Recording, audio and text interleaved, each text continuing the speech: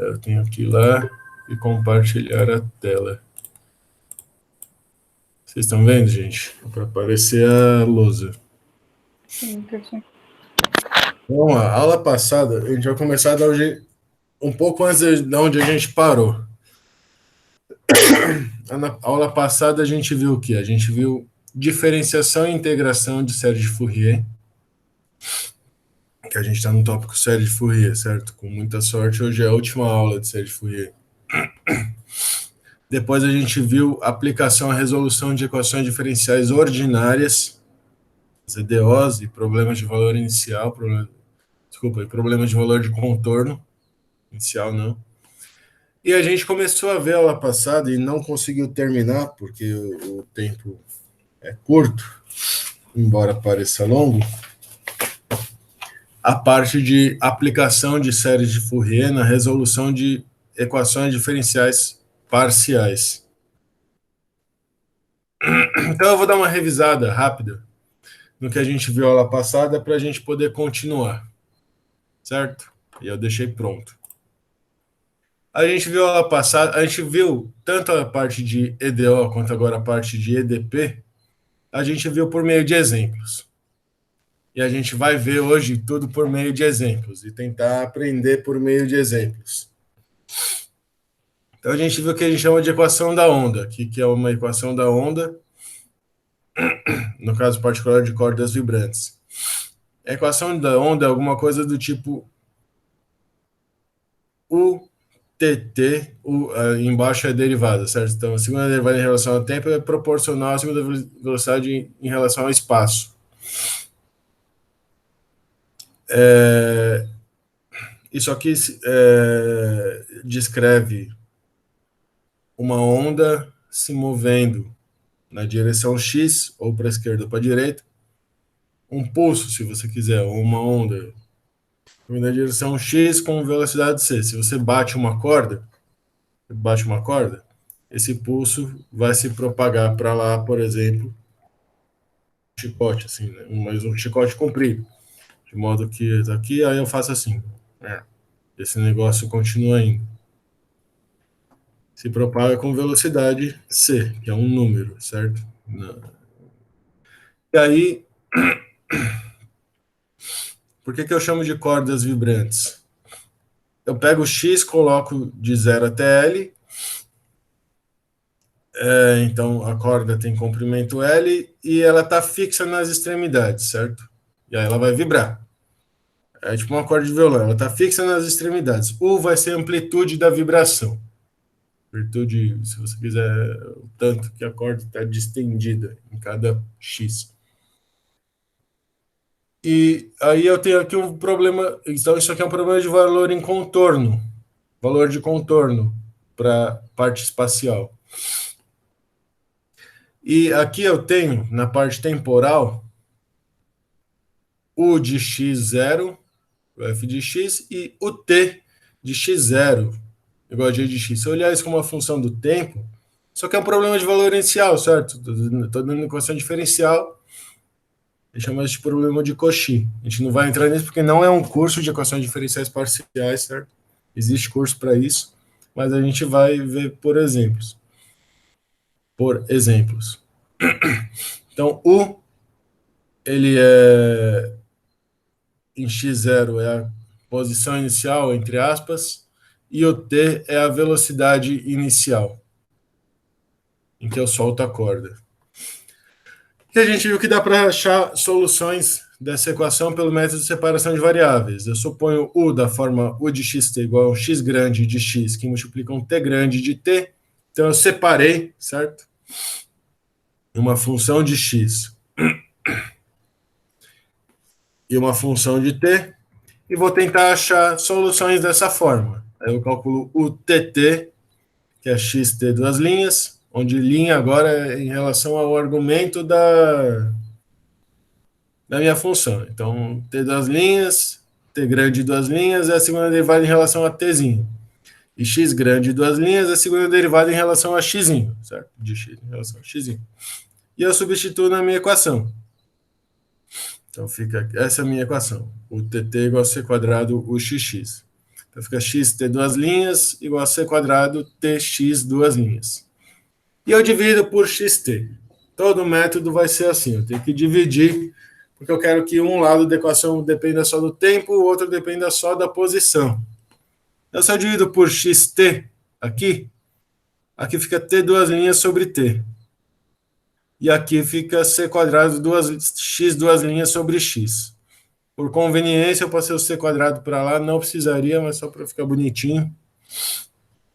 Então fica 1 sobre c quadrado, t duas linhas sobre t, vai ser igual a, para essa solução particular que eu escolhi, que eu vou tentar encontrar, vai ser x duas linhas sobre x.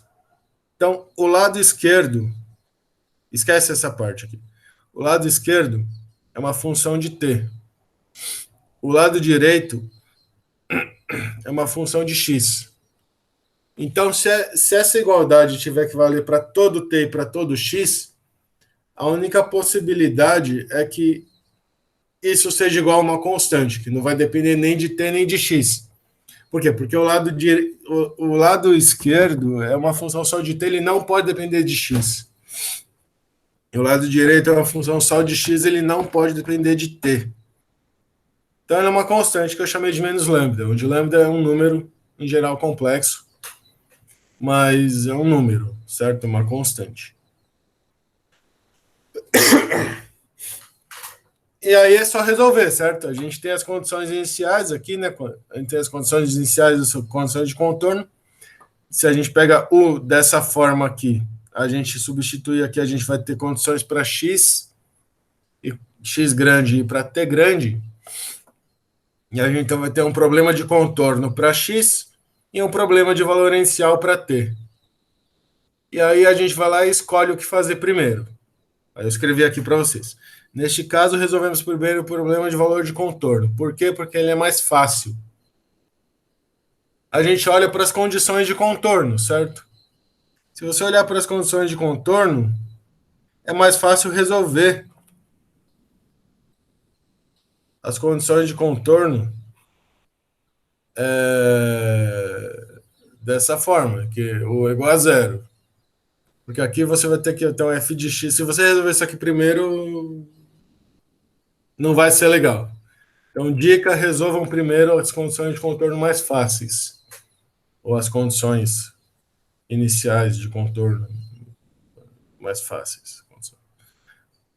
Aí eu queria voltar só num comentário que me perguntaram aula passada sobre ondas estacionárias. Então, a solução geral do problema é uma função, é uma combinação linear de funções. Por que é uma combinação linear? Porque a equação da onda é linear, certo? A equação da onda, assim como muitas equações na física, é linear em U, ou seja, ela admite fazer combinações lineares. Laplaciano, equação do calor, equação... Tem algumas equações que não são, certo? E aí a gente tem que se virar. Em relatividade geral tem as equações de Einstein, mecânica de fluidos tem Navier-Stokes, são equações que não são lineares. E aí a gente se vira, né? Quem quer se virar. Mas o ponto é que então eu tenho um f de x menos ct que corresponde a uma onda andando para a direita da lousa e um g de x mais ct que corresponde a uma onda andando na direção esquerda da lousa. Mas eu falei para vocês que estou trabalhando com ondas estacionárias. Se vocês olharem para a solução, aqui é um x de x e um t de t. Então, isso aqui não é uma coisa do tipo x menos ct ou x mais ct, que é a solução geral. Mas olha só, vamos ver um exemplo. É bom ver exemplo. Pega cosseno, a gente sabe abrir cosseno, certo? Então, cosseno, pelo menos eu espero ter feito certo. Cosseno de x mais ct é cosseno de x, cosseno de ct, menos seno de x, seno de ct. E cosseno de x menos ct é cosseno de x, cosseno de ct, mais seno de x, seno de ct. Espero ter acertado esse sinal aqui. Se você olhar essas coisas aqui, são soluções da equação da onda, porque a solução geral da equação da onda é dessa forma. Em outras palavras, toda função que tiver essa cara é uma solução da equação da onda. Então, cosseno de x... e aí eu falo, não, mas então eu quero ver se existe mesmo esse negócio de onda estacionária, que não sei se existe. Pode ser que não. Não estou acreditando muito. Aí você vai lá e fala, vamos ver esse exemplo. Se eu somar as duas, cosseno de x mais ct mais cosseno de x menos ct, isso vai ser uma solução da equação da onda, certo? Uma onda indo para a direita, mais uma onda indo para a esquerda. Só que se eu olho para as relações trigonométricas aqui, isso aqui é 2 cosseno de x cosseno de ct, né? É uma igualdade. E isso aqui está separável. Mesma coisa se eu fizer ao contrário. Se eu subtrair uma da outra, vai ficar menos 2 seno de x seno de ct.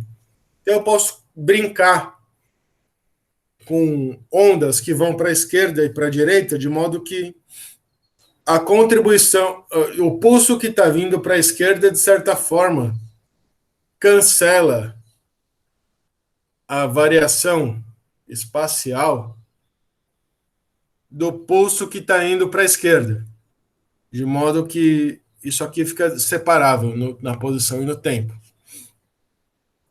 Se a amplitude aqui, eles têm que ter a mesma amplitude, certo? Se eu tivesse uma amplitude diferente aqui, se eu fizesse... Aqui eu estou somando cosseno mais seno. Se eu fizesse A cosseno mais B seno, isso aqui só seria separável se A fosse igual a B, certo? Se A fosse diferente de B, não ia ser separável. Então, para ser separável, a onda, para se cancelar, a onda que vai para lá e que vai para cá tem que ter a mesma amplitude. Beleza, gente? Essa aqui foi a revisão em 5 minutos de ondas estacionárias. E aí a gente volta ao nosso problema. Nosso problema era o seguinte. O problema era... Como é que era o nosso problema? 1 sobre c quadrado.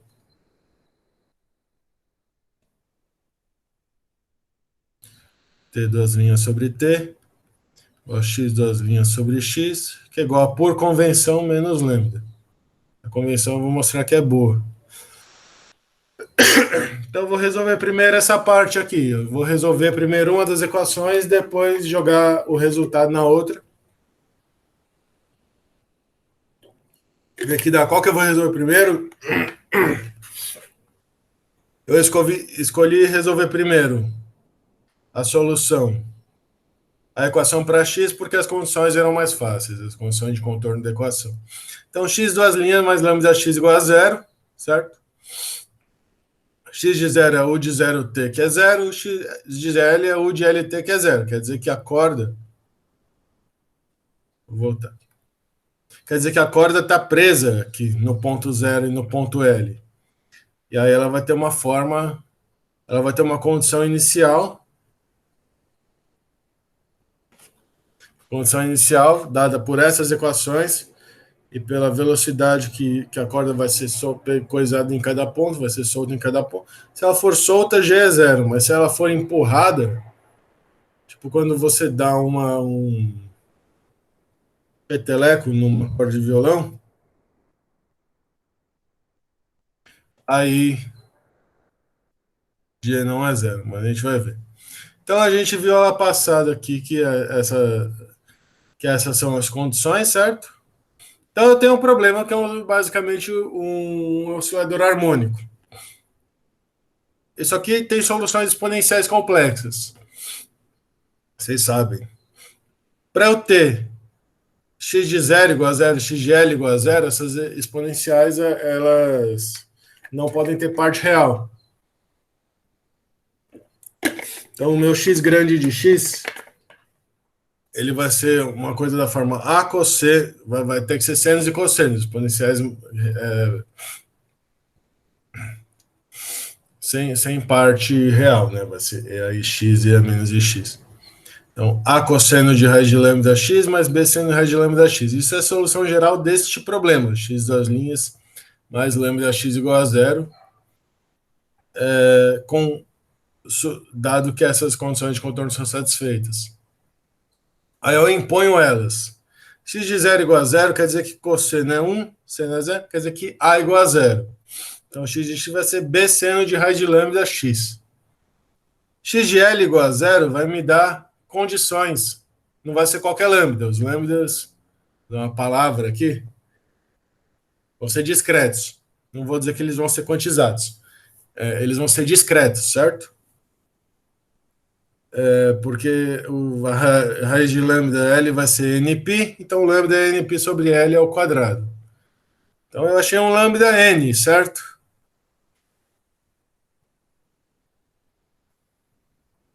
Eu peguei aquela equação e vi que, então, para cada N, que tal que lambda N seja NP sobre L ao quadrado, eu tenho uma solução dessa equação que satisfaz estas condições de contorno.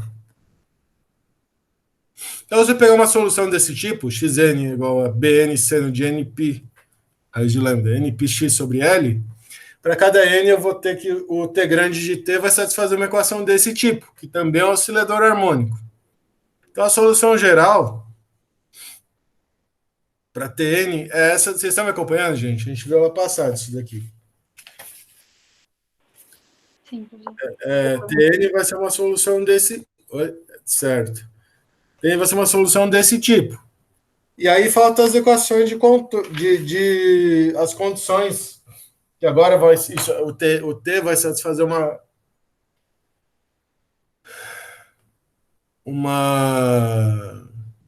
os T's vão satisfazer um problema de valor inicial. E para problema de valor inicial, né, tem que ver a solução inteira, que é essa daqui.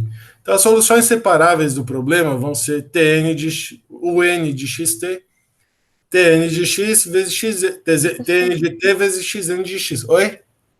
Você pode voltar rapidinho? Posso. Oi. Prontinho. Não, era só para tirar print. Tá certo. Obrigada. Então vai ser tn de t, xn de x, onde eu vou só trocar o nome dos coeficientes aqui. Então vai ser a n cosseno de npct sobre L mais bn seno de npct sobre L, que é a solução para, né, para o tn, vezes a solução para o xn, que está aqui também, seno de npx sobre L. Isso aqui é a solução geral do problema. O que é a solução geral do problema? Eu coloquei as condições de contorno em x, achei os valores discretos de lambda que satisfazem o problema, a solução em x, a solução em t. Desculpa, essa não é a solução geral do problema, essa é a solução geral separável do problema. Estou dizendo para vocês. Então a solução geral vai ser uma série. Não vou provar por quê, mas vai ser uma série. Vai ser uma combinação linear geral dos UN. Porque a DP é linear, a gente pode fazer isso. Então vai ser uma série de Tn de T e Xn de X. Então é um AN cosseno de NPCT sobre L mais Bn seno de NPCT sobre L vezes seno de NPX. Vou botar o N aqui dentro. Somatório.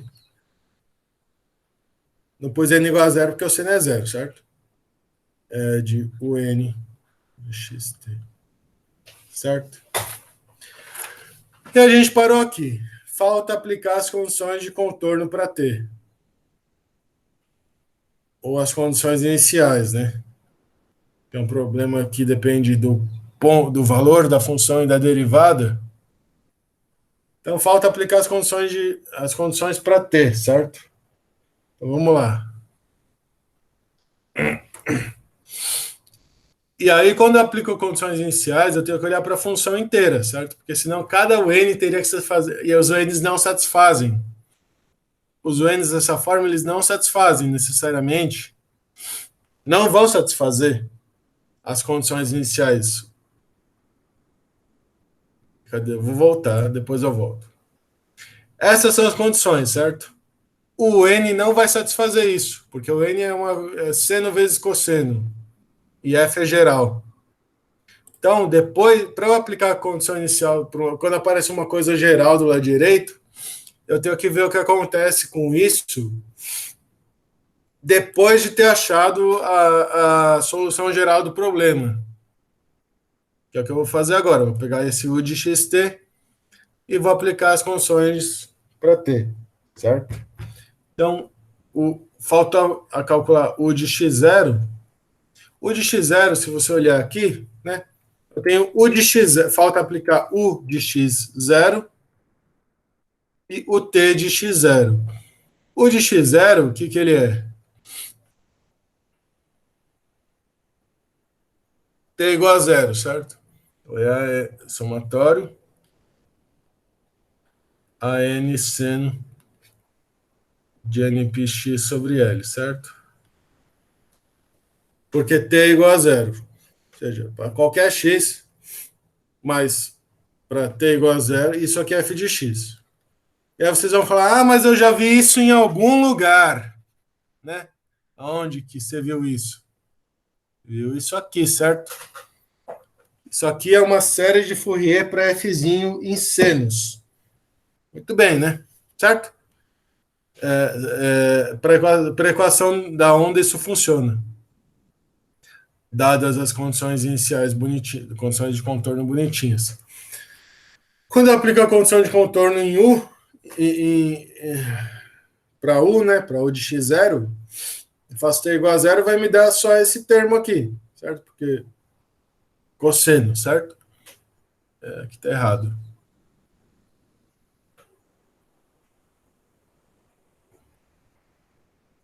Certo? Seno é zero.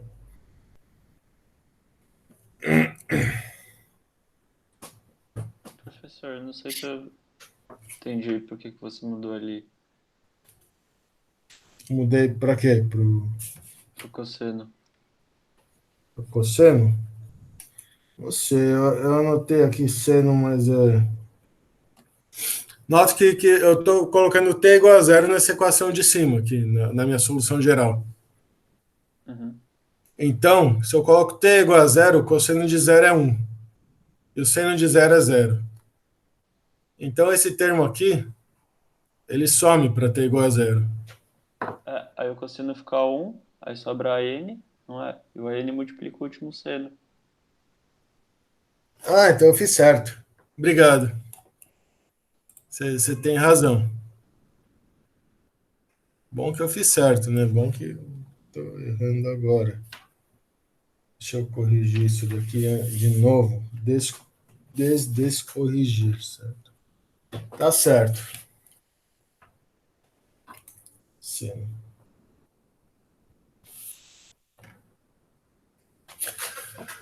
Então, isso, é esse seno aqui que aparece, certo? Obrigado. É este seno que aparece aqui.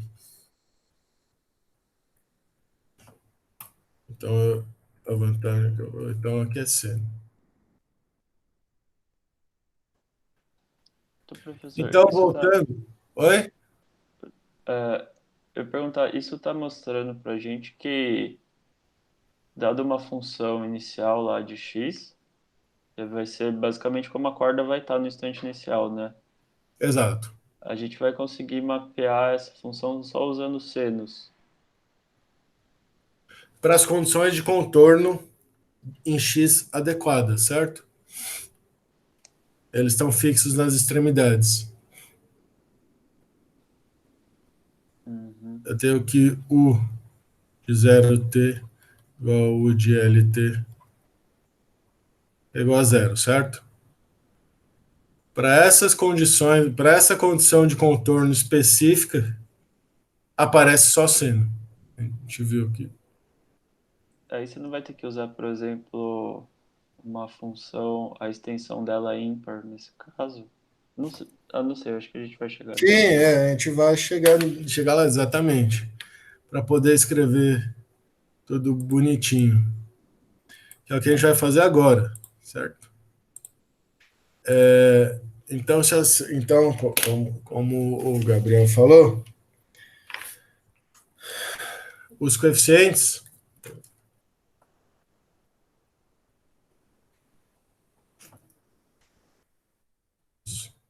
a n serão obtidos. Como a série é em seno, certo? A partir da extensão ímpar f tilde de f. F tilde de f. Ou seja, o AN vai ser 1 sobre L, integral de menos L até L, do F tilde, certo? Porque a série é em seno, certo? F tilde de x seno de NP de x sobre L dx. E qual que é a vantagem? A vantagem é que, como é ímpar, isso aqui vai ser escrito como duas vezes a integral de 0 a L, certo?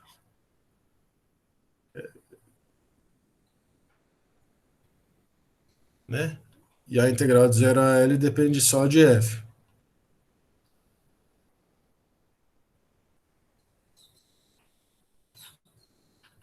Certo? Então eu uso o fato de que é uma série em senos para fazer a extensão ímpar. Só que quando eu faço extensão ímpar, né, a integral, justamente por ser ímpar e o intervalo ser simétrico, vai ser duas vezes a integral, né? De uma função ímpar vezes uma função ímpar é uma função par. Então vai ser duas vezes a integral de 0 a L de f de x seno de n, do f tilde, né? De x seno de npx sobre L. Só que no intervalo de 0 a L, o f tilde é justamente f, porque f é a extensão. Então, o AN, ele vai me dar,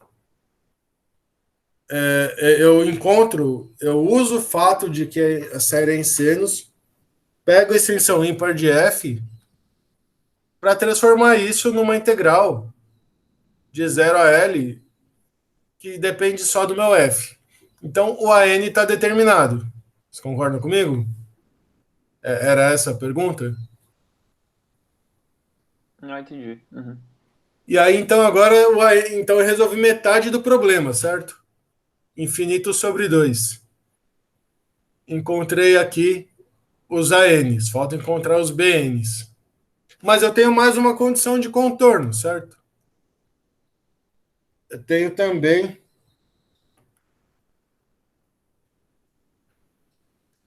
o T de x0 igual a g de x, onde o T, onde o é igual a este negócio enorme aqui,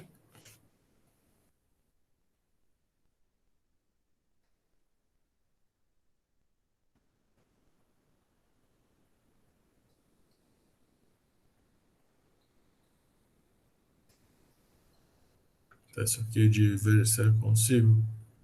Eu não consigo. Então, vamos apagar.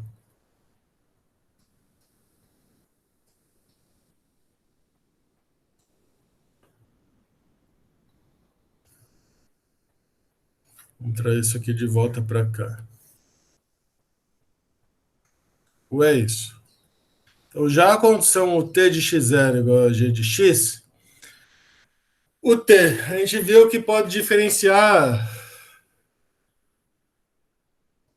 Primeiro, para x fixo, isso aqui é uma série de Fourier em t. E a gente viu que a gente pode diferenciar essa série de Fourier, certo? Isso aqui é uma série de Fourier em t. Para x fixo, né? Isso aqui é uma série de Fourier em t. Então, eu posso diferenciar essa série de Fourier em t. Então, o t de x0 cai o coeficiente, certo? E aí o cosseno vira menos seno e o seno vira cosseno, né? Quando eu estou diferenciando. Então, o t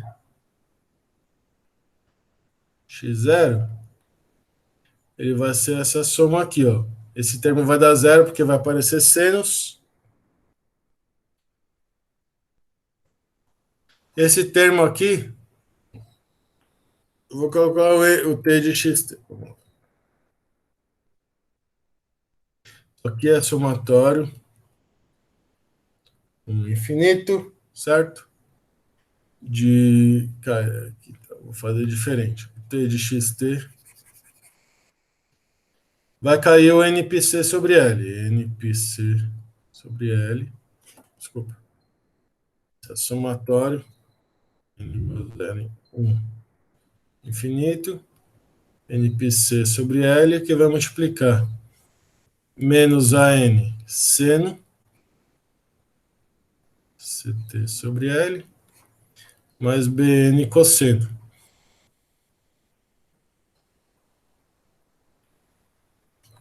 Tudo isso multiplicando o seno de NPX sobre L.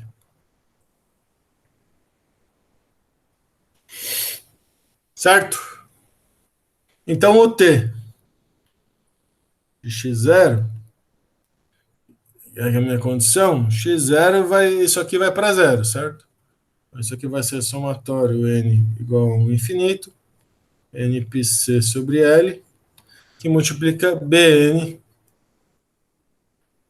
cosseno de zero, seno de npx sobre L.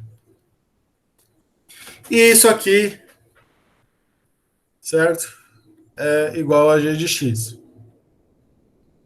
É como se eu estivesse dando a configuração inicial da corda. O U de x0 vai me dar o formato da corda.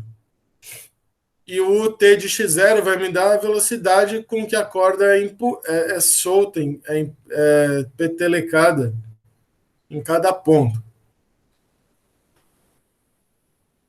Isso aqui, se vocês olharem, é a mesma coisa ali de cima, né? Uma série de Fourier em senos de 0 a L de um G de x. Então, fazendo a extensão ímpar,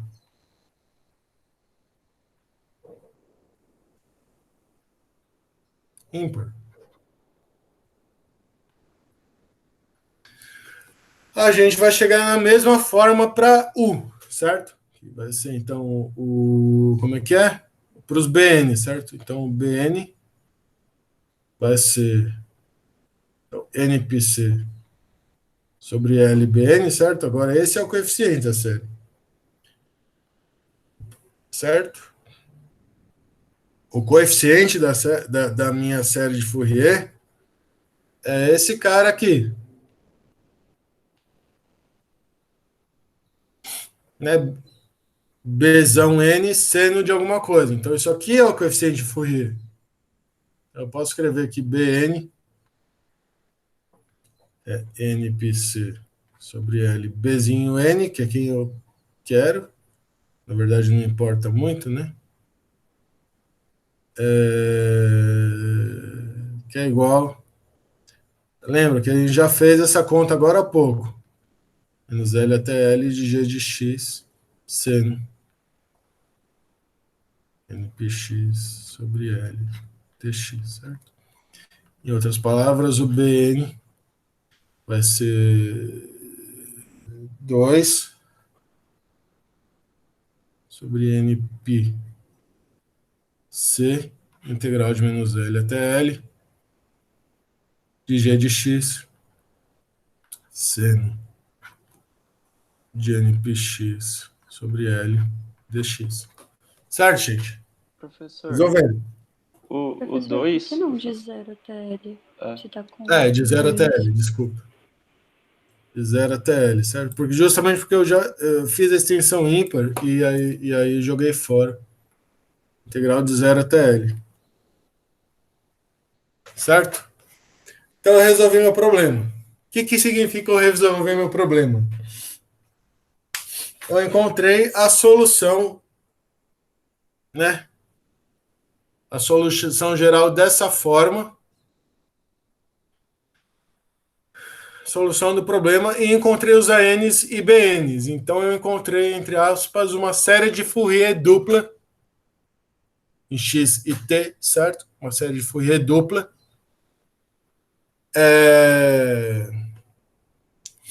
Que é a solução do meu problema. Lembrando tudo aqui, que converge em L2. Mas aqui tudo é contínuo, a gente supõe tudo contínuo para poder diferenciar. Então aqui realmente é a solução clássica do problema, solução ponto a ponto, certo? E aí, uma vez que eu acho a NBN, eu posso tentar descobrir quem que é a função de verdade que faz isso. É difícil, certo? Porque o F e o G são genéricos, mas essa coisa de expansão em série vai seguir com vocês aí para o resto da vida. Isso aqui é um exemplo de como fazer isso com séries de Fourier. Eu preparei mais 2 exemplos, não sei se vai dar tempo. Vocês entenderam esse, gente? Vocês entenderam esse? Isso aqui, além de tudo, introduz o método de separação de variáveis, que vocês vão ver se vocês forem fazer a matéria, de uma maneira bastante mais bonitinha e organizada, num curso de equações diferenciais parciais. Mas eu acho que dá para entender o espírito da coisa. Vocês têm alguma pergunta? Eu ia fazer uma pergunta, eu espero que seja rápida, porque talvez não seja da matéria mesmo. Mas isso tudo parte do pressuposto que a gente pode escolher uma solução que é separável, né? Existe algum problema, assim, ou alguma condição que esse problema tem que satisfazer para você ter uma solução separável? Porque você pode fazer todo esse desenvolvimento, assim, né? E chegar nessas respostas. E se o pressuposto de que existe uma solução separável, se ele for incorreto, né? Você não vai estar resolvendo o problema em si, né? Exato. Geralmente o que a gente faz é o contrário. A gente supõe que se der certo, é. Se der errado, não é. Mas existe sim uma condição. A condição não adianta nada eu encontrar uma solução. Eu posso sempre tentar achar uma solução desse tipo. Se eu achar, é ponto para mim. Mas não adianta nada achar uma solução separável se eu não conseguir depois somar elas para achar a solução geral. Em particular,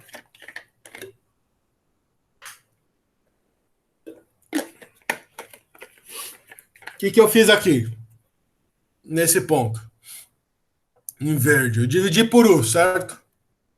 Quando eu divido por U, eu sumi com o X do lado esquerdo e sumi com o T do lado direito. Isso acontece porque a minha equação em U é linear.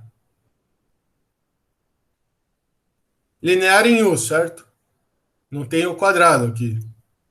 Se eu tivesse uma equação do tipo UTT, você quadrado UXX mais B UT mais C mais D UX mais U quadrado, né? Até aqui eu ia continuar conseguindo fazer isso. Porque quando eu divido por U, eu vou cancelar o termo que não está derivado, certo? Mas aqui tem o quadrado, que não deixa eu fazer isso. Então, se a minha equação é linear, em geral, eu posso fazer isso. Não significa que vai dar uma série de Fourier, mas significa que eu vou conseguir separar. A série de Fourier vem exatamente da forma da equação e da forma do problema. Mas se a equação não for linear, e provavelmente vocês vão ver em algum lugar do curso de vocês, equações que não são lineares, eu não posso utilizar o método de separação de variáveis.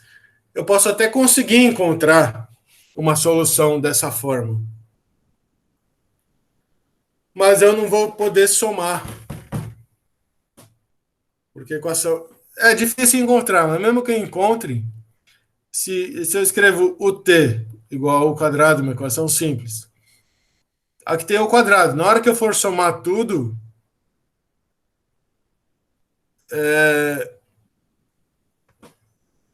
não vai ser solução. Se eu pegar duas soluções dessa equação, a soma não vai ser uma solução. Porque se o quadrado não deixa. Não sei se era essa a sua pergunta. Ah, entendi.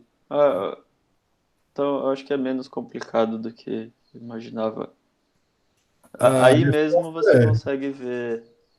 Não, é que o meu medo era fazer a conta toda Hum, e não encontrar nenhuma solução. Só que você respondeu a pergunta nesse caso aí de quando você divide por u ali, você tem que ter uma função de x de um lado e uma função de t do outro exato, lado. Aí já é meio que uma garantia que esse método vai funcionar. exato. Veja bem, pode parecer que não. A gente não vai ver a gente vai, se der tempo, a gente vai ver um exemplo assim. Mas se você vai resolver, por exemplo, o Laplaciano em coordenadas esféricas, você já viu o Laplaciano, certo? O Laplaciano é UXX mais UYY mais UZZ. Ele é linear. Hum, Só que quando eu passo para coordenadas esféricas, vão ter funções de R aqui. Mas isso não é um problema. O RR, por exemplo. Isso continua não sendo um problema. Porque eu vou continuar tendo uma equação linear em U. Então, a equação parece que não dá para separar, mas dá. A gente vai ver isso mais para frente. Mas a outra coisa que pode acontecer é não conseguir resolver isso daqui, certo? Isso aqui é uma solução bonitinha. Isso aqui é x das linhas mais lambda x igual a zero. A gente sabe. Em geral, essa equação que aparece para x quando eu resolvo este problema é mais complicada, certo? Para esse caso específico, dá uma série de Fourier. Para outros casos, pode ser que não dê. E aí a gente vai ver alguns casos para os quais não dá na parte de séries de Fourier generalizadas, que é o próximo tópico. Ou seja, quando isso equações que admitem uma forma mais geral de solução aqui, em vez de ser. Certo? Porque isso aqui a gente sabe que dá série de Fourier. A gente sabe, a gente viu isso. A gente viu isso. Aqui pode ser calculado como série de Fourier. Tem coisas que não dá. E aí a gente vai ver. Tudo bem? beleza, Tudo bem. legal. Então a gente vai resolver mais uma equação. Equação de Laplace. Quando eu digo que a gente vai resolver uma equação,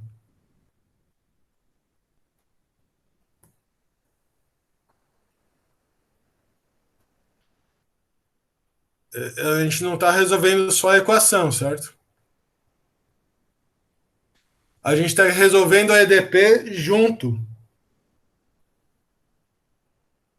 com as condições de contorno.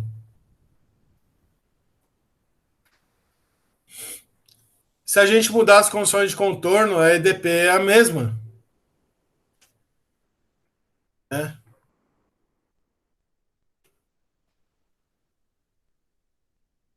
A EDP é a mesma.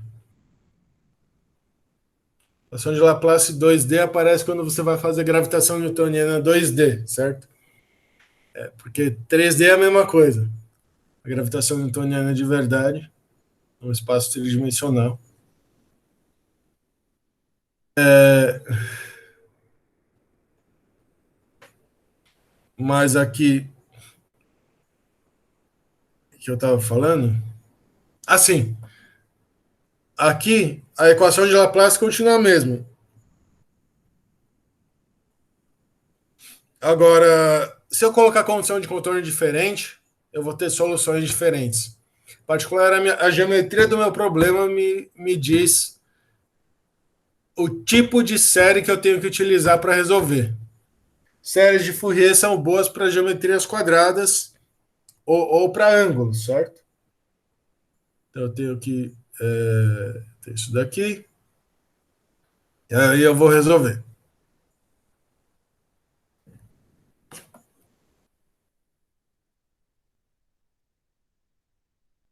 passando de igual a zero no retângulo.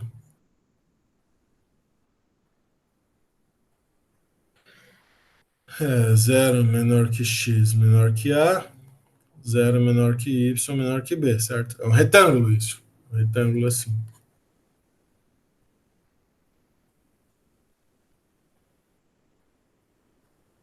É um retangulinho. Agora, eu vou escolher essa solução aqui porque essa eu sei fazer. Né? É uma boa justificativa, né? Para mim, pelo menos. Eu me dou aqui, então, agora as condições de contorno em zero e em B desse tipo. Né? Ó, isso aqui indica que vai resolver depois, certo? O de x0 é igual a f de x. Em vez de dar agora as condição de u em 0y, né?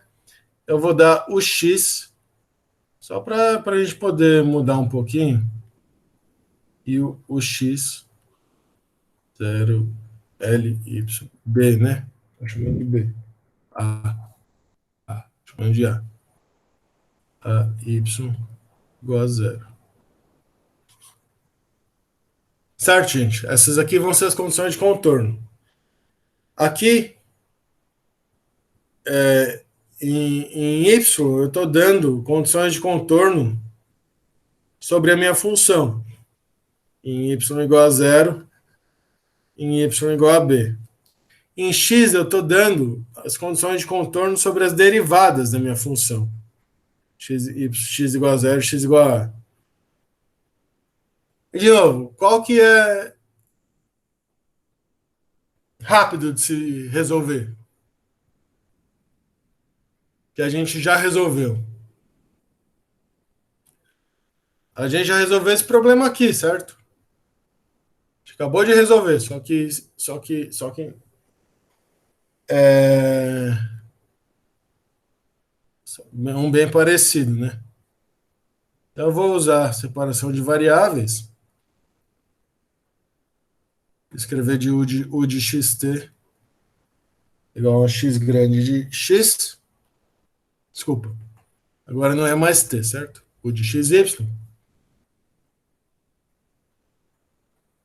Então, x grande de x, y grande de y. E aí, se eu jogo lá em cima, fica x, duas linhas y, mais y, duas linhas x, igual a zero. É igual a zero, certo? X, duas linhas sobre x, igual a menos y, certo? Eu jogo isso aqui para lá, y, duas linhas sobre y. Eu dividi por u, porque é linear. Eu posso dividir por u, que isso aqui vai sumir. Isso aqui, então, agora é uma constante. Porque essa parte aqui depende de x e essa parte aqui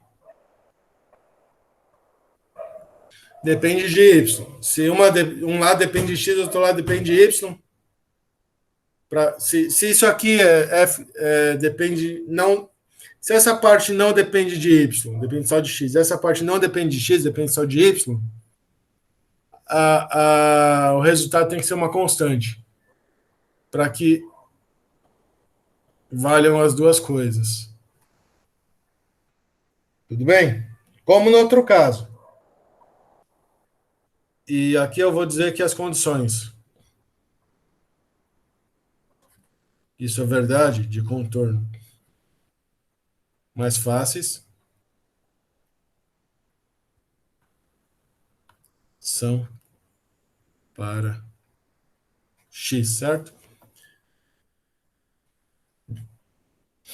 Certo? Porque aqui vai ser x de zero, x' de zero, aqui vai ser x' de A.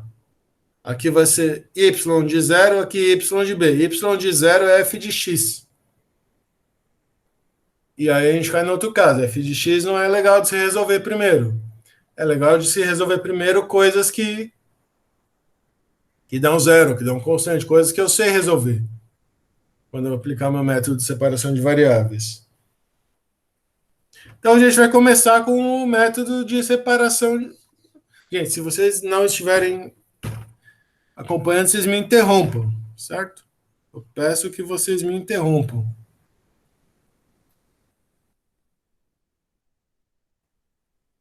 A gente vai ter que resolver essa equação, certo? Com aquelas condições de contorno. Então, para x, x duas linhas,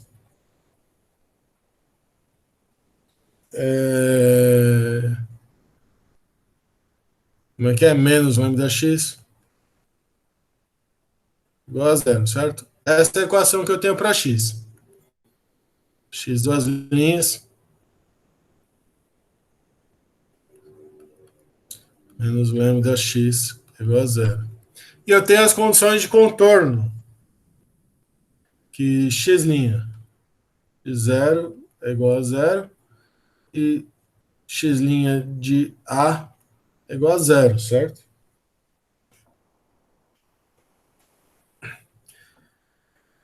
E como é que eu resolvo um problema assim?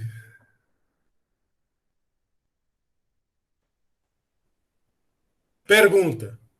Como é que eu resolvo um problema assim? A condição é sobre a derivada, certo? Eu posso escrever a solução geral e pôr a derivada, mas eu vou resolver da seguinte forma. Resolvendo para a derivada, que eu vou chamar aqui da letra V igual a x', certo? V de x.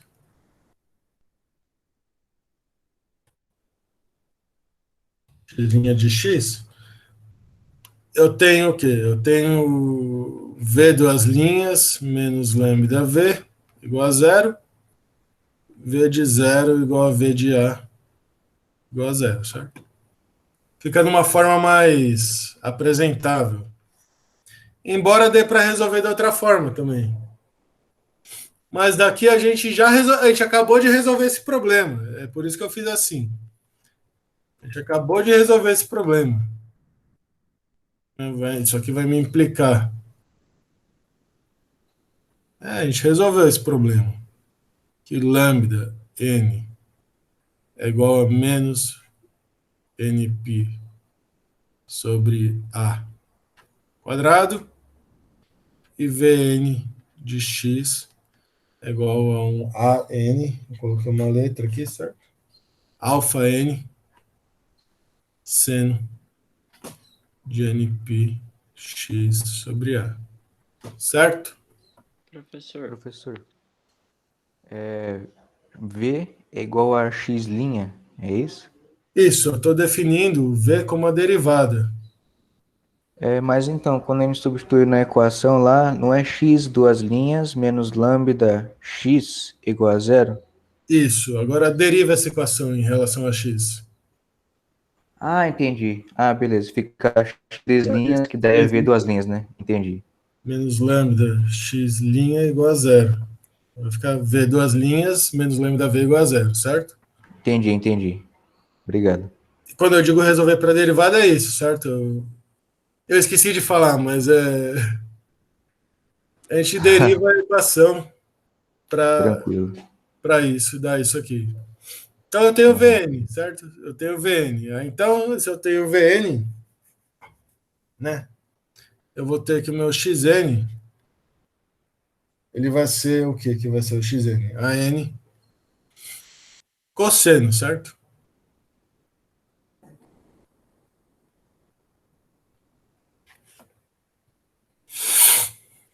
Aí você pode falar, mais constante. Mas a constante não é solução da equação para x, certo?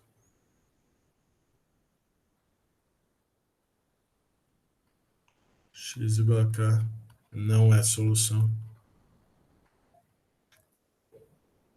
da equação para x, a não ser que k seja igual a zero, certo? Então o xn é AN cosseno de npx sobre a. Então, é a mesma forma lá. Então, xn é igual a isso. Xn é igual a isso. E aí eu faço o quê? Eu pego esse xn, pego esse lambda e jogo na equação para y, certo? Do mesmo jeito. Xn, certo? Eu tenho que agora y duas linhas, certo? E o meu lambda é isso aqui. Achei o lambda n também. Opa. Achei o meu lambda n. O meu y duas linhas, ele é y duas linhas mais lambda y igual a zero.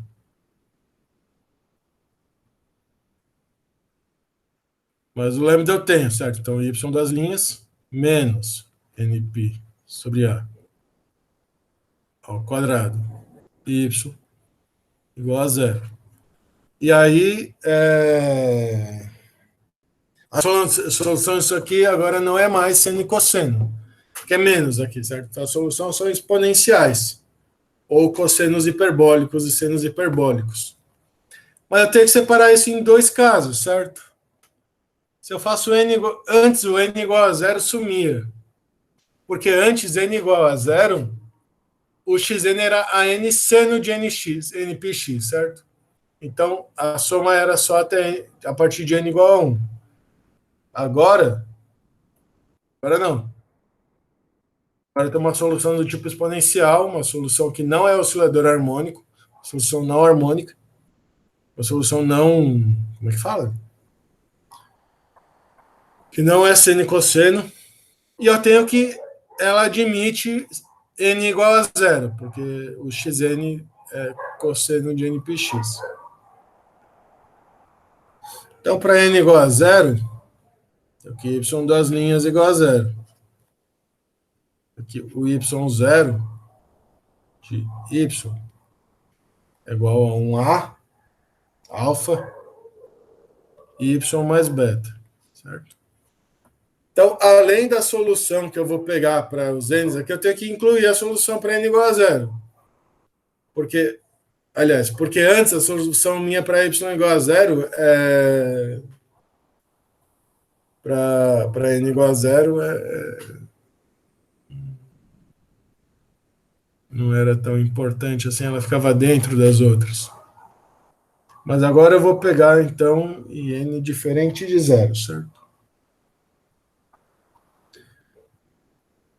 Certo, então eu separei para n igual a zero. Para n diferente de zero, eu tenho que resolver essa equação. Essa equação aqui, de novo, como a condição de contorno, vou voltar. Como a condição de contorno da y de zero igual a f de x, eu tenho que primeiro calcular a solução geral, depois de somar todos os n's para depois resolver isso daqui. Para n diferente de zero, o yn de y vai ser uma exponencial crescente, mas uma exponencial decrescente, certo? Ou se você somar a exponencial, né, e a x mais e menos x sobre 2, essas coisas todas, posso escrever isso como um cn, cosseno hiperbólico do meu argumento, npy sobre a, mais um dn, seno hiperbólico, npy sobre a. Poderia escrever como exponenciais, tanto faz. A vantagem do seno hiperbólico é que, assim como no caso do cosseno hiperbólico, eu posso somar uma fase, certo? Assim no cosseno e cosseno eu posso somar uma fase. Posso escrever isso aqui como sendo um en seno hiperbólico de npy sobre a mais uma fase. Escrever assim. Y menos fase sobre A. Tanto faz o jeito de resolver. Estou resolvendo desse jeito aqui porque eu gostei. Certo, gente? Vocês concordam comigo que isso aqui é o yn de x? Yn de y.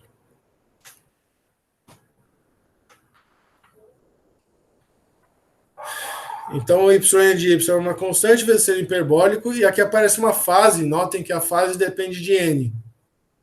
Certo? Porque a fase é basicamente uma função dos cn's e dn's, que eu ainda não determinei, vou determinar. Então, determinar cn e dn são duas constantes que dependem cada uma de n. É a mesma coisa que determinar en e φn. Certo? Aqui eu tenho duas constantes para uma equação diferencial de segunda ordem. E aqui eu também tenho duas constantes para uma equação diferencial de segunda ordem, que é essa. Certo?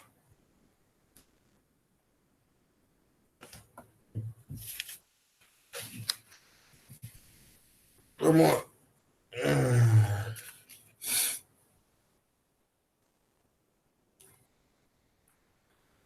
Note que eu ainda não posso aplicar a condição de contorno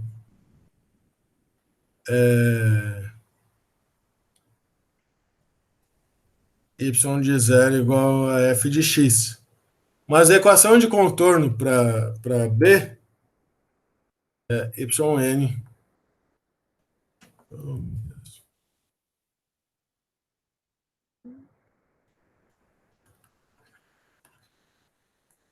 É igual a zero. Essa eu posso aplicar.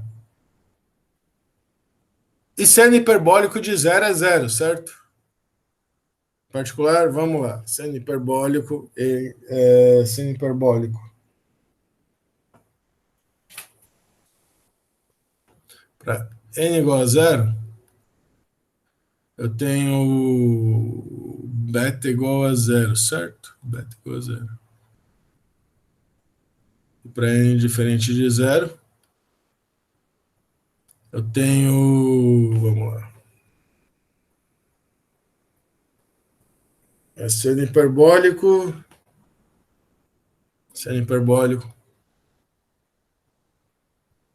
np φn sobre a é igual a 0, certo?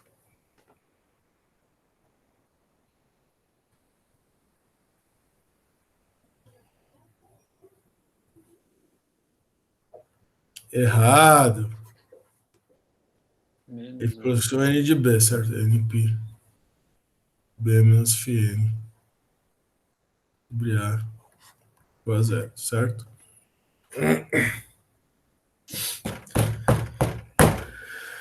E seno hiperbólico de 0 igual a 0, certo? É o único seno hiperbólico que é igual a 0 é o de 0. Isso aqui é igual a 0. Isso aqui vai me implicar que φn igual a b para todo n. Então, meu y, certo? Então, Professor, ali para n é igual a 0, então também tem que mudar para alfa b mais beta? aqui? É. Alfa b. Isso. É verdade. É verdade, você tem toda a razão. É bom que quando eu tô descompensado, vocês estão atentos. Para n igual a 0, então, alfa b mais beta igual a 0. Você tem razão. Então, beta menos alfa b.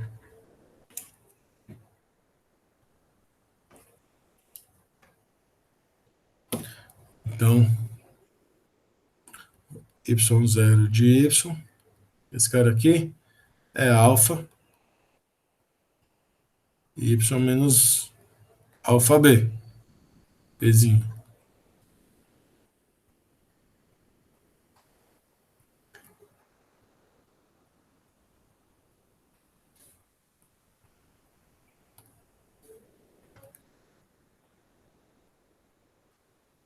Certo? Agora tá certo. Agora tá certo. Então, meu yn agora, para n diferente de zero, yn de y, é o meu en seno hiperbólico, np, y menos b, dividido por a. Certo? Esse é o meu yn, para n igual a zero e para n que não é zero.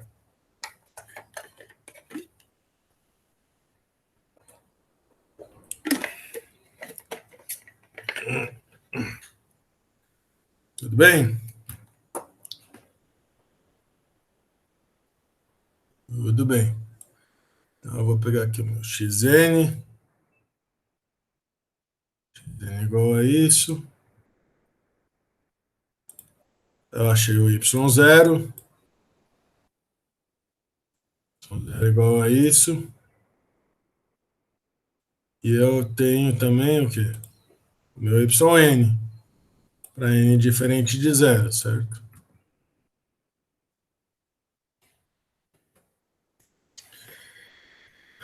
Muito bem. Então, o meu un de xy vai ser a somatória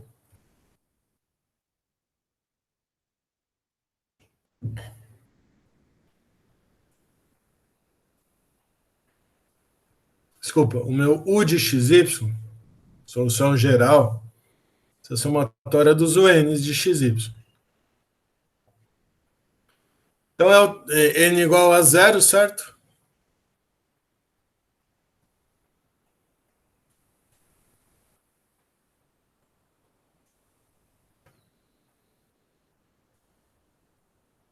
Isso aqui é alfa, y menos beta.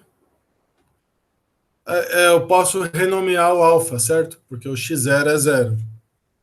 Desculpa, o x0 é constante aqui. Né? Cosseno de zero é 1, x0 é constante, eu incorporo essa constante num alfa tio, um beta tio. Mas um alfa menos bzinho. Bzinho está fixo. Mas essa constante do A0 que aparece aqui para mim do cosseno, né? Cosseno de zero é 1. Eu incorporo no alfa. É um novo alfa, se você quiser. Enfim.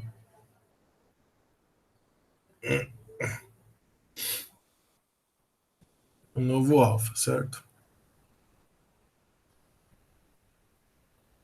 O A0 é o quê? É o A grande zero vezes alfa, certo? Mais uma somatória elevado ao infinito. Agora do yn, eu vou botar um outro nome de constante aqui. AN seno hiperbólico de np y menos b dividido por a cosseno npx sobre a. E até agora não apareceu série de Fourier, certo? Agora não apareceu a série de Fourier. Você fala, mas era a série de Fourier. Era. Mas eu tenho a solução, certo? Então falta. O que falta? Eu não me lembro o que falta. Falta u de x0, u 0y. Não. Qual que falta? Vamos ver qual que falta. U de x0 é igual a f de x, certo? Aqui eu apliquei o de 0y, o de AI, o linha de 0y, desculpa, o x de 0y, o x de AY. Aqui eu apliquei. Cadê onde eu apliquei? Aqui. Aqui eu apliquei o U de X. Desculpa. U de X. U de B, Y. E agora falta o U de 0Y. Né? Desculpa, U de X0.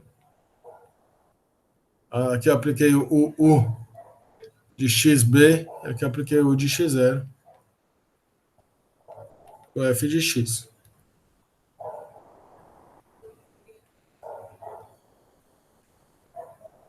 Então, se eu chamar isso aqui, esse negócio grande aqui,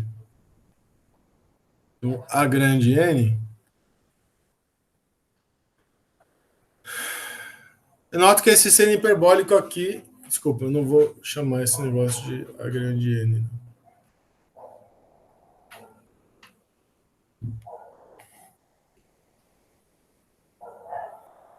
Eu vou ter o quê?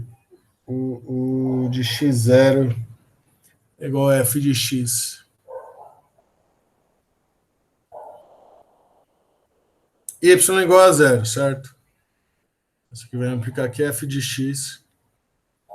Y igual a 0, isso me dá menos b a 0, mais somatório n igual a 1 infinito, de AN,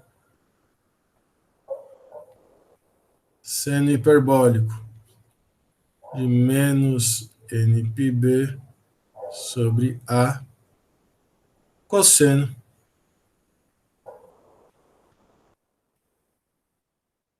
NPX sobre A também. Certo? Eu apliquei aqui no meu U de XY solução geral o f de x. A condição U de x0 igual a f de x. E o f de x, então, é dado por essa fórmula. Né? Que é botar y igual a 0 aqui nessa equação para U. Então, agora sim, tem uma série de Fourier em cossenos para f. Então, agora, extensão par, né?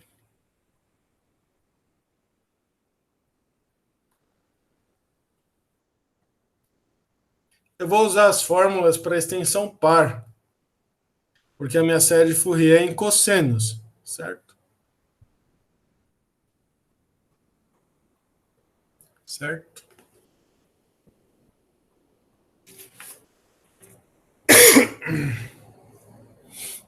O meu b a 0, contanto, continua o mesmo, então menos b.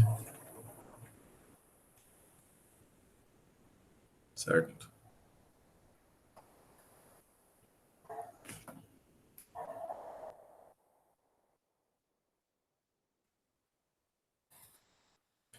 Eu vou usar a extensão par no intervalo 0a.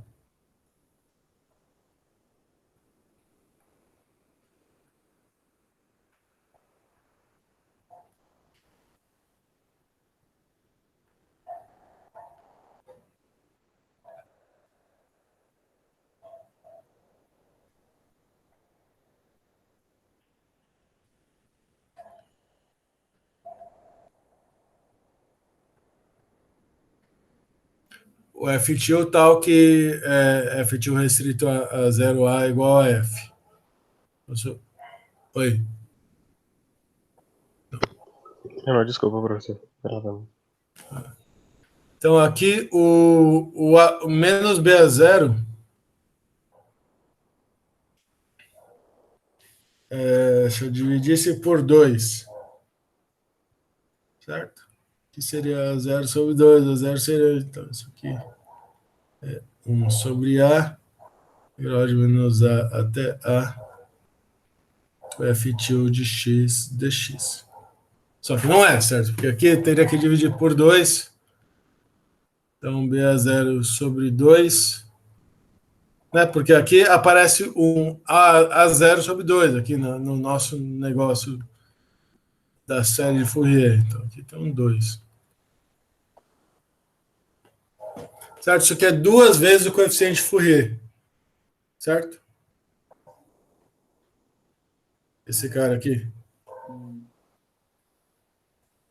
Ele Fourier a 0 sobre 2 mais somatório, blá blá blá.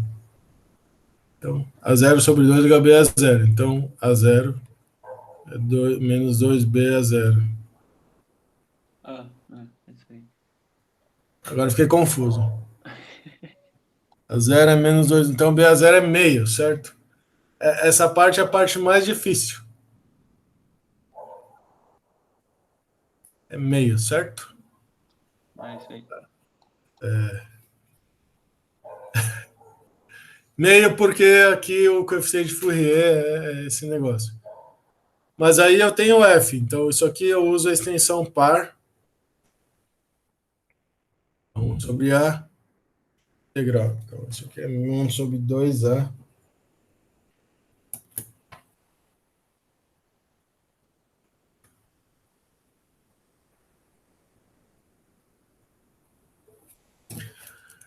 Integral de 0 até A de F de X. Cadê?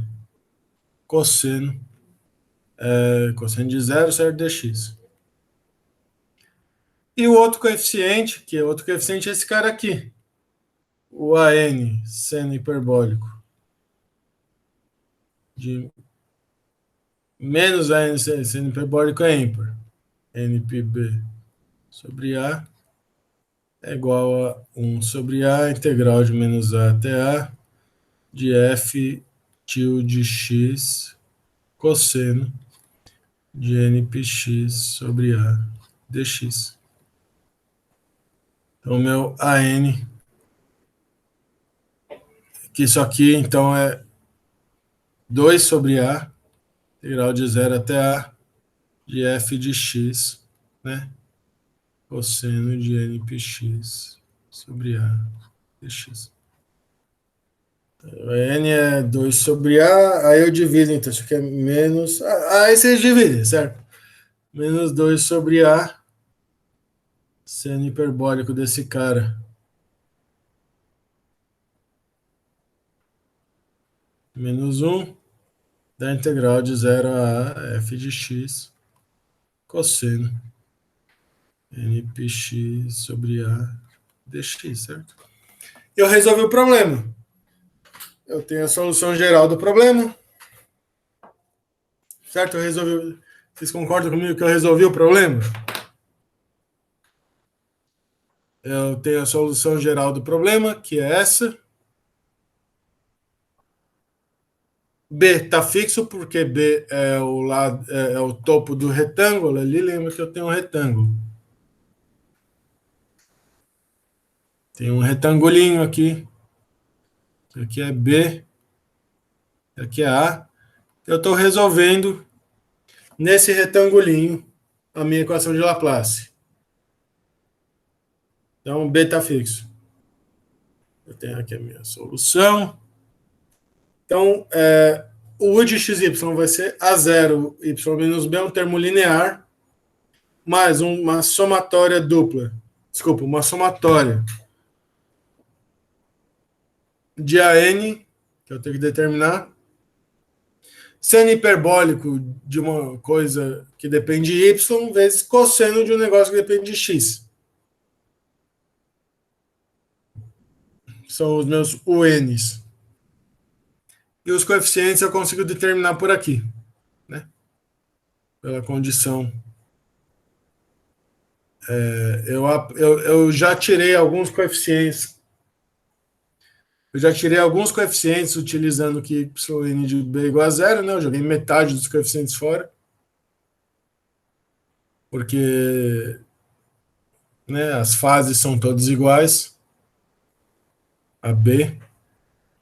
E aí, quando eu aplico a condição, eu sempre deixo o f a condição não homogênea, vamos dizer assim, a condição f de x, alguma coisa igual a f de x, ou coisas do tipo.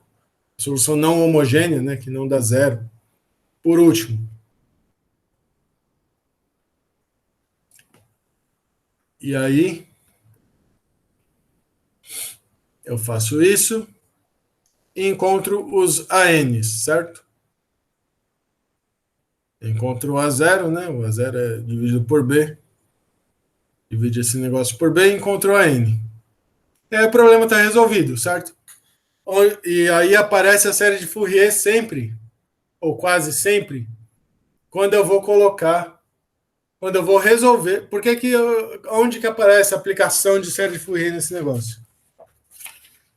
A aplicação de série de Fourier nesse negócio aparece quando eu vou resolver a minha condição não homogênea. Eu tenho f de x geral. Em geral, vocês vão ter o f de x, certo? E no f de x, vocês vão ter que resolver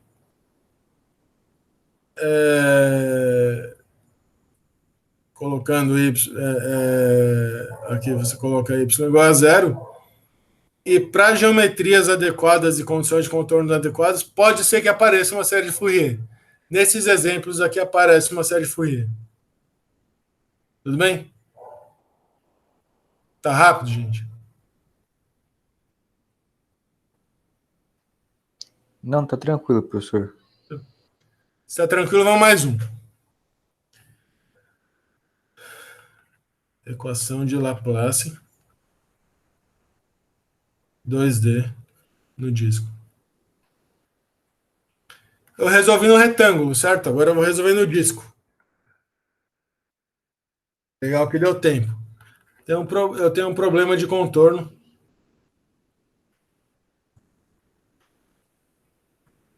Que é chamado de problema de Dirichlet no disco. Disco de raio A. Então, Laplaciano de U igual a zero. R menor que A. R θ. Ordenadas polares. Laplaciano de U igual a zero para R menor que A. E eu tenho que pôr... O disco é um disco, certo? Um disco.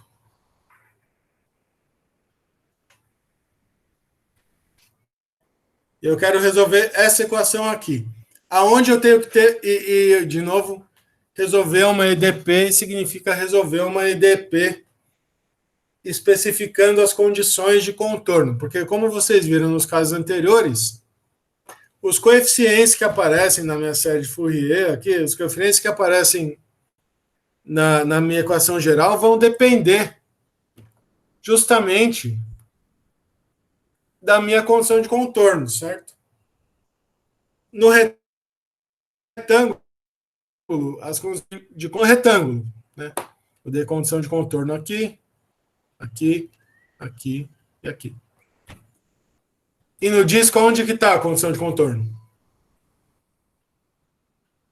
No contorno, certo? Por isso que chama condição de contorno. A condição de contorno tem que ser dada na borda do disco. Por quê? Porque se fosse um anel,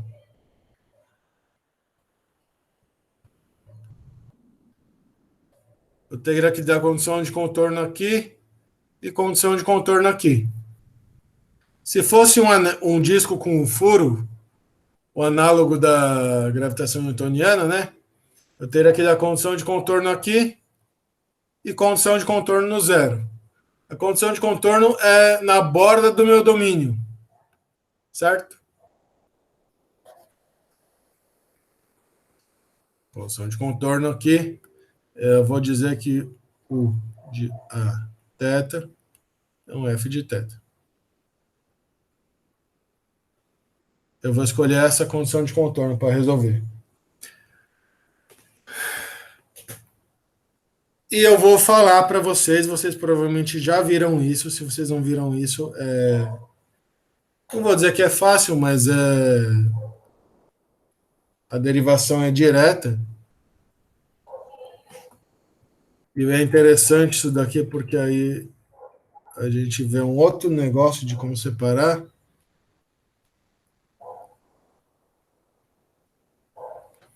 Que o Laplaciano em coordenadas polares é isso daqui. Ele é UXX mais Y. Ele é UXX.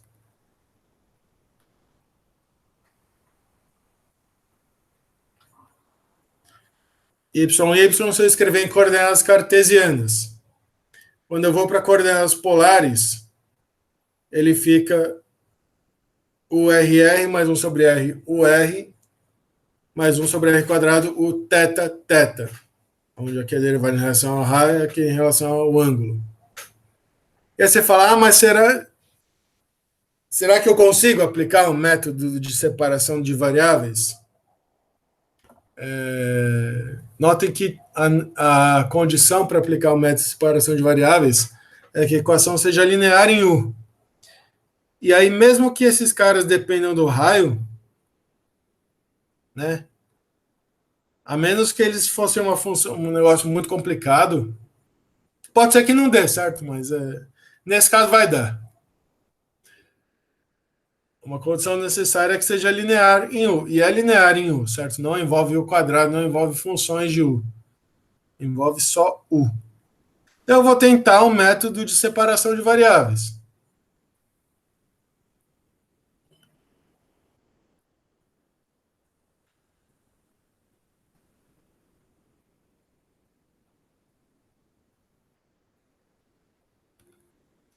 Então, eu tenho meu problema, eu vou reescrever meu problema assim. Cadê esse cara? Laplaciano de U.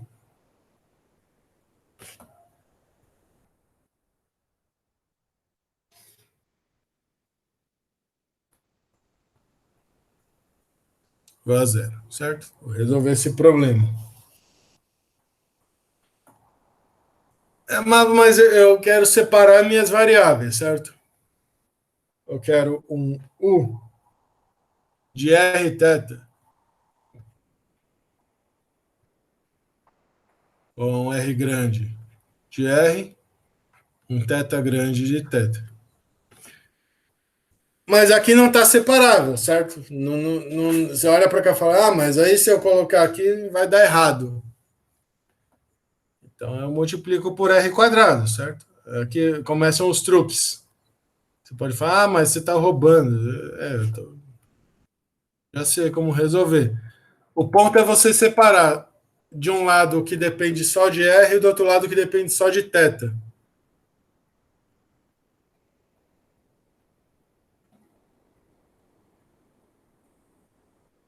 E se Laplaciano de U é igual a zero, o R quadrado vezes Laplaciano também é igual a zero. E aí ficou mais fácil, né? Porque agora eu passo para isso aqui vai depender só de R, isso aqui vai depender só de θ. Certo? Então, quando eu jogo U de R θ igual a isso, aqui, vai ficar R quadrado, R duas linhas θ, mais Rzinho, R linha θ, mais R θ, duas linhas igual a zero. Dividindo por R θ, certo? Qual que é o método? Joga aqui, depois divide por R θ. Vai ficar R quadrado. R duas linhas sobre R, mais R sobre R, é igual a joga esse cara para lá, certo? Menos θ duas linhas sobre θ. Certo? Separei a equação, que é a função de R. Isso aqui é função de θ. Se eu separei a equação, isso aqui é igual a uma constante. Como nos outros casos, certo? Isso aqui só depende de R, isso aqui só depende de θ. Para um depender de outro negócio, outro depender de outro negócio, tem que ser constante. Então vamos resolver.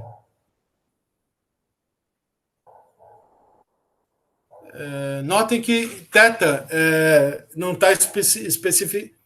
Quando eu digo isso aqui, não está especificada a condição em θ, certo? Mas ela está implicitamente, né? Se eu pego um disquinho aqui, se eu somo 2π, eu caio no mesmo θ, certo?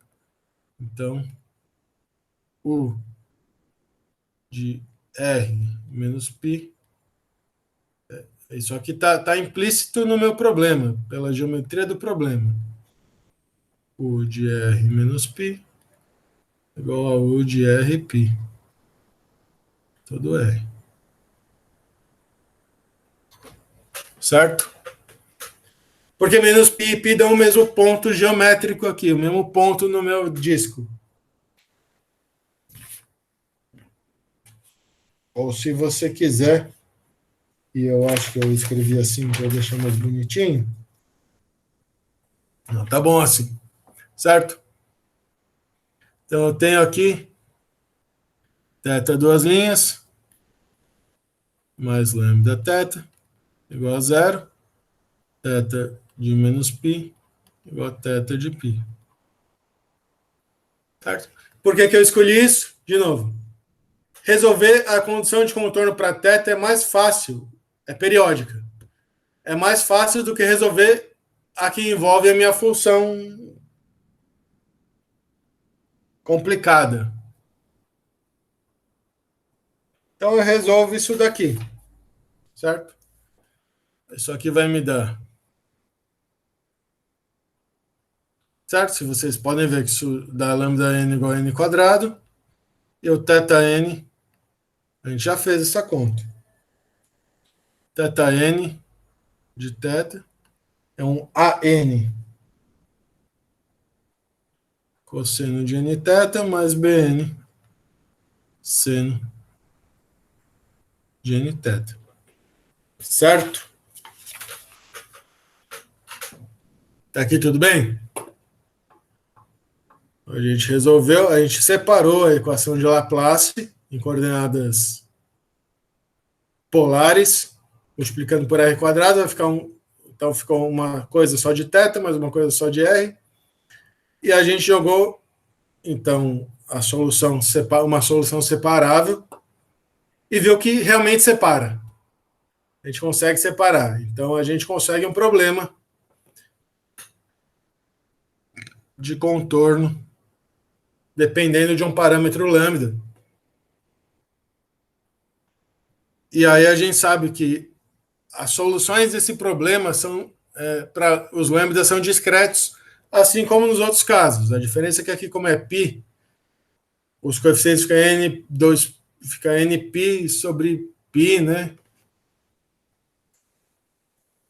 Certo? Isso aqui é uma série de Fourier bonitinha. Aqui eu não preciso fazer extensão ímpar nem par, certo? Aqui é a série de Fourier completa. Muito bem. O que eu faço agora? O que eu faço agora, gente? Eu pego isso daqui e resolvo para R. Coloquei minha equação para R. Tem isso daqui.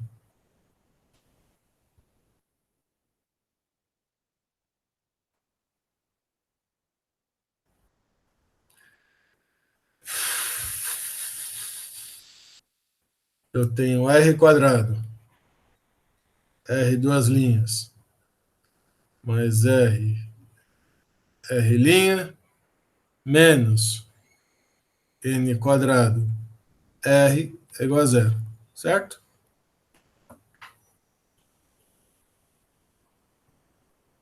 Certo? O meu lambda já é N quadrado. Oi? Pergunta? Não, professor, eu desmutei sem querer. Ah, tá. Aí, então, agora... Eu sei que vocês já fizeram EDO, certo? Vocês também sabem que a solução É uma lei de potência.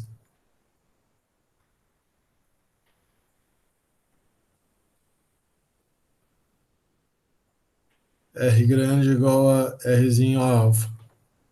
Certo? Vocês sabem disso. Curso de equações diferenciais, né? Resolução de equação diferencial. Isso aqui é uma solução. E aí vamos então jogar isso nessa equação.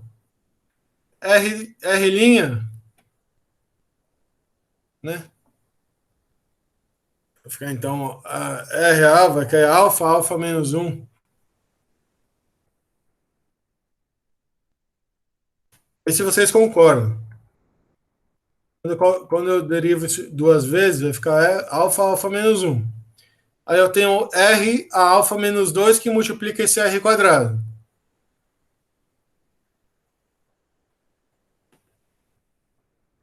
Continua sendo R alfa. E aqui eu vou ter R vezes R'. R' cai mais alfa R. E o R' vai ficar. O R grande linha vai ficar R a alfa menos 1. Multiplicado por R continua sendo R alfa. Menos N quadrado. R alfa.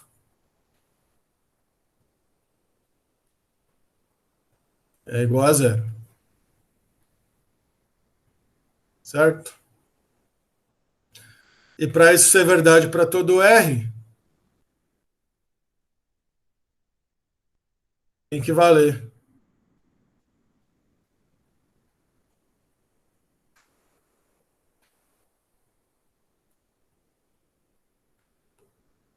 Isso aqui é igual a zero. Então isso aqui vai me dar um alfa N, certo? Então a potência do R vai ser discreta também. Então aí você resolve essa equação. Vai ficar alfa quadrado menos alfa, então vai ficar alfa quadrado menos N quadrado igual a zero. E alfa igual a mais ou menos N. Então minha solução vai ser, solução geral vai ser R grande Nzinho. Certo? Meu R grande N de R. O que ele vai ser? Ele vai ser um A, um CN, R a N, mais um DN, R a menos N. Só que a solução vale para todo o disco, certo? O particular vale para o centro. Supondo a solução. Podia não valer. Eu poderia resolver no disco menos um ponto. Mas eu quero resolver no disco inteiro. Depois a gente vai ver o que acontece no disco menos um ponto. Mais para frente. Válida. Limitada na origem.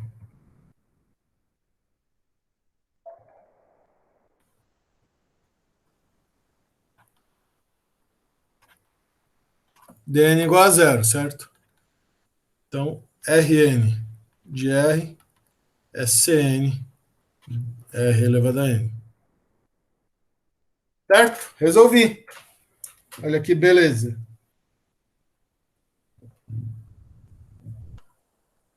Para N diferente de zero.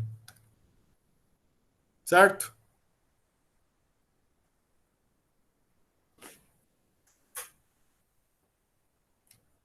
Certo. E para N igual a zero? Porque aqui tem a solução para N igual a zero que não é mais oscilatória. Não dá zero, a solução para N igual a zero. Então, para N igual a zero.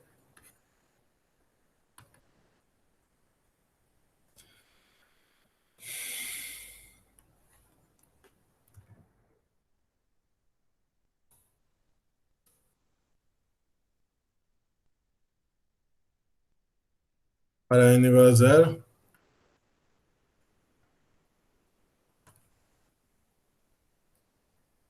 Eu tenho isso daqui. Que quer dizer R duas linhas é igual a R' menos R' sobre R. R duas linhas sobre E R' mais 1 sobre R. R' é igual a zero. Isso aqui é um logaritmo, certo? Então,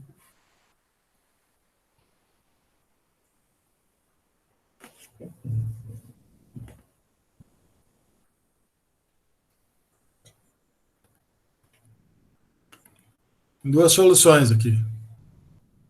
É mais R'? Mas é, certo? Então, isso aqui tem duas soluções. Tem R igual a constante e R igual a logaritmo. Porque é isso que ele é. Então, o meu R0 de R, cadê o negócio aqui? Essa é uma constante. Mas C0 mais D0 é a linha de R. Se a solução é limitada na origem,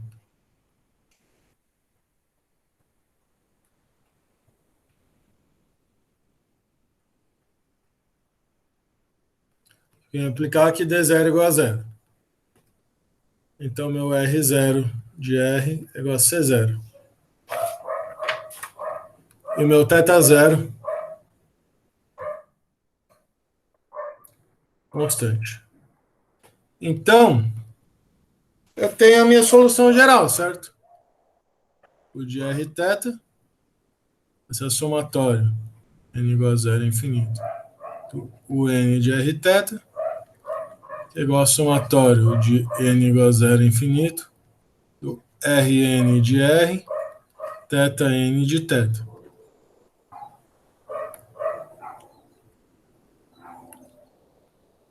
N de θ é igual a isso.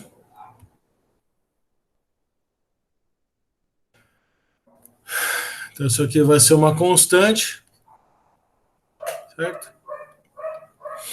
Mais somatório n igual a 1 infinito, R a N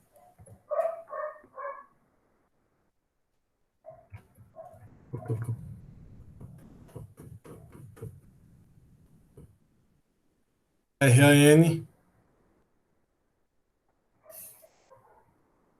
vezes esse cara.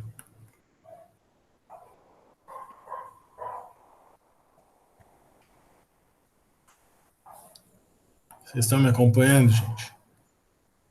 E a N vezes esse cara. E falta aplicar. A gente tem 5 minutos, certo? Falta aplicar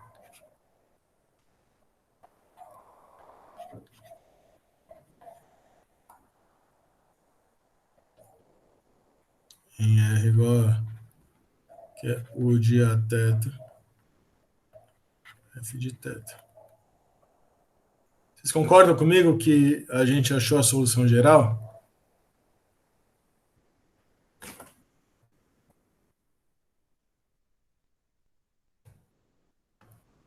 A gente achou a solução geral do problema. Falta aplicar.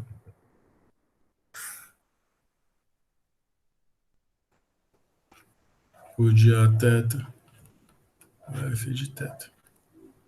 Então, F de θ é a 0 sobre 2, mais somatório n igual a 1 infinito, a elevado a n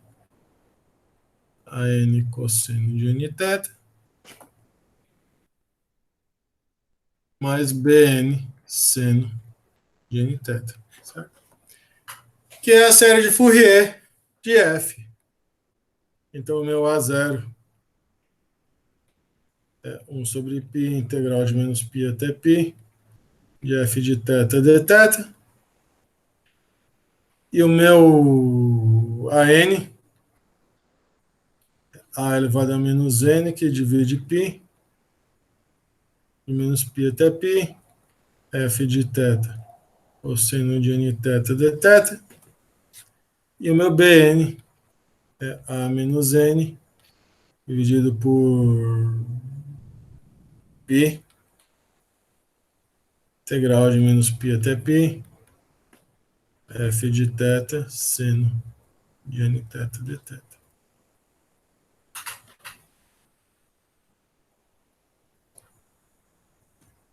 Certo, gente?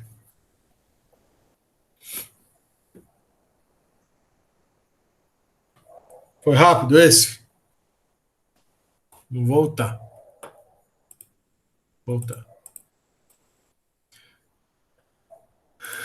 Esse foi o meu problema da equação de Laplace no disco.